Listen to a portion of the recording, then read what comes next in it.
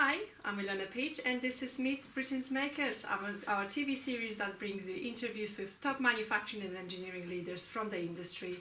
Today we're joined by Robert Jones, Managing Director of CeraCon. Thank you very much for coming, Robert. Thank you for having me. How are you today? Very good, thank you. Yeah. Perfect. So first of all, Robert, could you tell us about CeraCon? What is exactly that you do? Well, CeraCon as a name actually represents the equipment that we use in Leamington Spa. It's a specialist type of equipment that converts a single part material into the foam. We then use robot systems to robotically apply that foam directly to parts.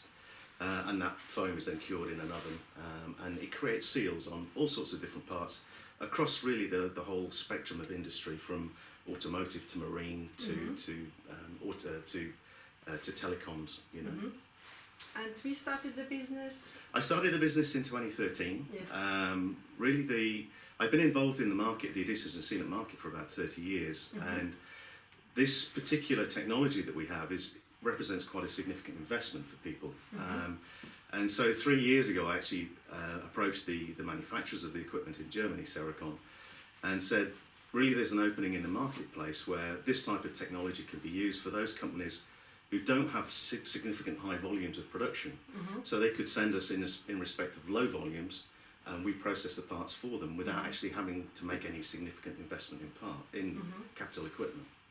So that touches upon my next question. So what's really unique about the contract gasketing service that you offer? It's unique because it just doesn't exist in the UK. The concept does exist in mainland Europe, but not in the UK. So the current situation, if people are trying to actually seal or produce a seal on a part, they're either using cut or cord seals and then manually fitting them using adhesives as well. That's not very 21st century. It isn't particularly, and it can be quite wasteful. If you're cutting a square gasket out, then the centre section is waste. With us, obviously, we're only using what we apply. And the nice concept of it is that the part itself can be adjusted as we're actually applying it. So if you're using a cut gasket, it'll all be at the same height. With us, we can change the robot speed, and we can create high spots or low spots, and change the gasket as we're applying it.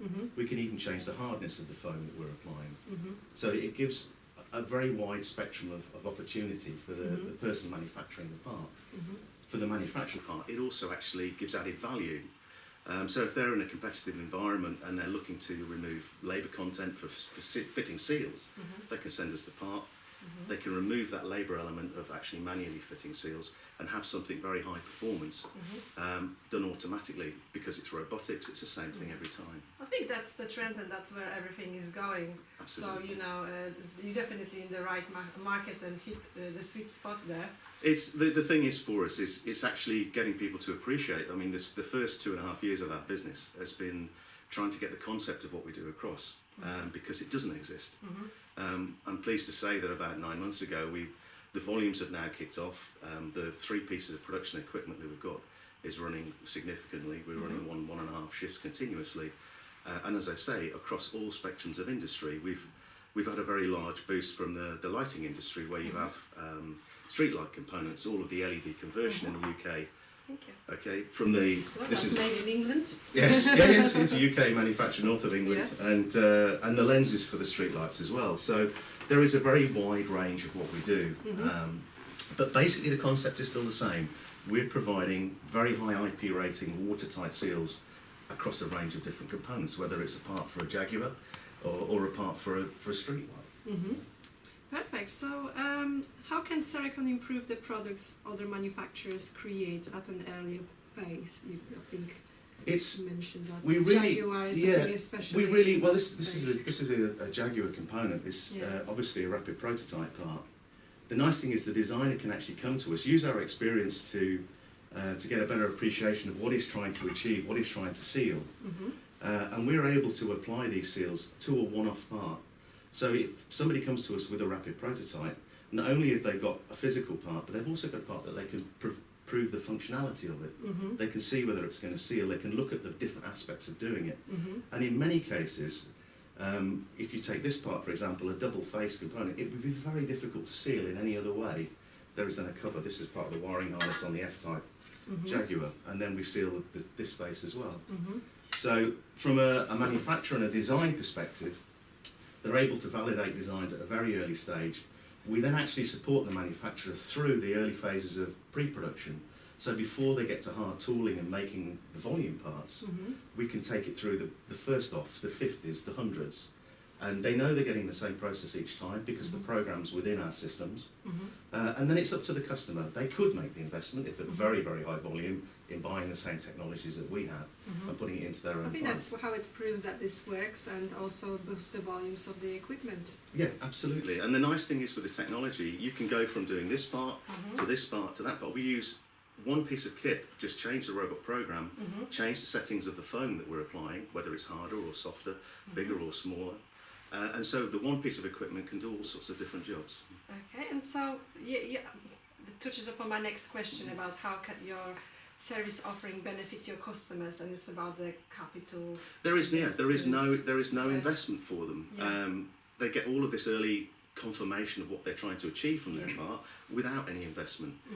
And when you're talking investment, how much are we looking? A standard piece of equipment, really, when you're talking a robot cell, the foaming system and an oven, you're talking a minimum of £300,000. So it is a Which is considerable substantial, investment. yes. You have to be a very, very big first tier player to actually make that investment. Volumes of 150,000 plus. But when using CeraCon in Leamington, you can send us batches of 10, 50, 500. It doesn't matter to us. You know, everything we do in respect of our costing and our pricing is based upon time. You know, if you take 10 seconds to do a job, it's X price. If it takes 20 seconds, it's X times 2. You know, and so everything is cost based in respect of time.